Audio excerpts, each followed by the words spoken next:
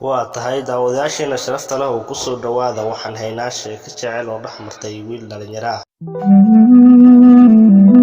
halkaad nagala socotaan waa jiilka cusub. sheekada ayaa u dhacaysaa sida tan. waxaan ahaa wiil dhalinyaro ah ee ku nool magaalada Beledweyne. waxaan la saaxiibay gabar, waxaana ka codsaday inay nolosheeda aan inta ka dhiman la qaybsado. way iga ogolaatay, laakiin maxaa dhacay? abaar ayaan wada soconay. in yar kadib, marba marka ka dambaysa waxaa sii xoogaysanayay jacaylkaan u qaaday iyada. hase ahaatee, waxay sidaas ahaataba waxaana kala soo dhexgalay laba qof oo inaga nakala dhexgalayo, balse waxaa hadba dhinacba u sii rugmanayay, sii xoogaysanayay jacaylkaan u qaba iyada. wiilkan oo ka sheekeynaya sheekada dhex martay isaga iyo gabadha, markii aad dhegaysato runtii waxa aad dareemaysaa murugo aad u xanuun badan. maxaa yeelay maantay qof markii aad meel cidla ah kaga tago mase uu isaga kaa doorbido, waxaad dareemaysaa murugo aad u xanuun badan.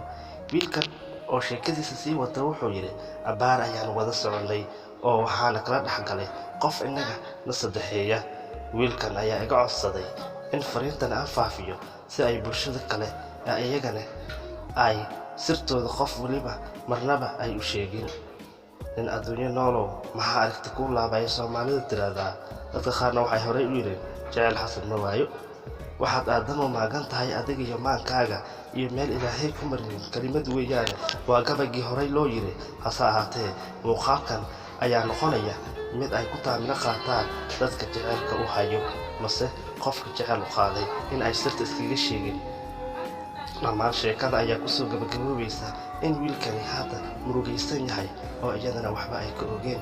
mararka qaar taleefonka marka ay qabato oo dad baa ku diray, waxaa la leeyahay lambarka ayaa kaa khaldan, yaa waa adiga. abaar isagoo murugsan waxa uu doonaya haddana inuu meelo kale kala xiriiro, balse uma ay suurto gasho. iyada ayaa dadka qaar ayagoo og jacaylku uu qabo waxa ay leeyihiin hebel ayaa kugu caayay raadi. siday ahaataba waxay dhehaysaa aniga ayaa raadin doonaa, hadda waan mashquulsanahay, aniga ayaa wici doonaa.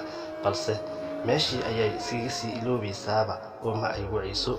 waxay sidaas ahaataba marba marka ka dambaysa waxaa sii xoogaysanaya jacaylka uu u qaaday iyada, balse waxa uu isaga dareemaya murugo aad u xanuun badan, iyadana ma oga.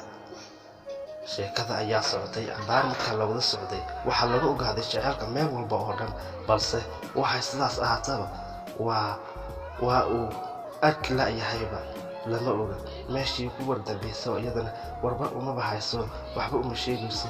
isagana aad ayuu ugu murugsan yahay.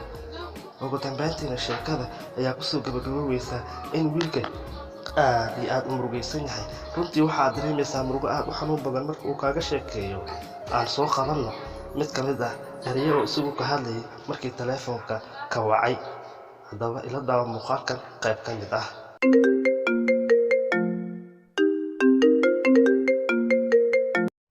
Hello, maxamed see tahay? Aniga waan fiicanahay, adigana? daawade, sheekada ayaa intaasi ku dhan. wixii sheeko oo wara soo kordho waa anigoo ah asxaabta jiilka cusub oo idinka tagaya sidaas iyo nabadgelyo. wasalaamatiin dhammaan.